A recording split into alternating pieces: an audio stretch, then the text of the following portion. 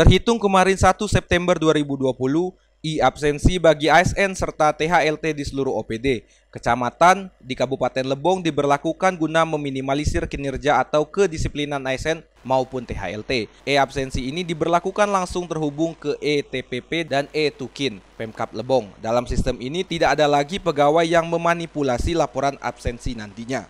Adapun beberapa sanksi bagi pegawai yang tidak disiplin yaitu akan dikaitkan dengan PP 53 tahun 2020 pasal 7 yang mencakup antaranya hukum disiplin ringan, hukum disiplin sedang hingga hukum disiplin berat sekalipun. Adapun jenis hukum disiplin ringan salah satunya yakni dikirim teguran tertulis. Sedangkan hukum disiplin sedang salah satunya penundaan kenaikan gaji serta penurunan pangkat.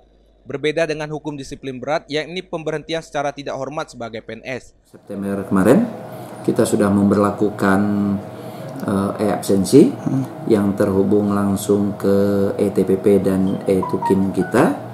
Kemudian ini adalah baru bagi Kabupaten Lebong, maka untuk itu diharapkan semua pegawai negeri sipil dan THLT untuk mematuhinya. Dengan sistem ini, pemerintah Kabupaten Lebong bisa langsung mengetahui tingkat kinerja pegawai, berawal dari ketepatan waktu maupun kehadiran setiap harinya. Dari Tubei, Dimas Rega, Lebong TV melaporkan.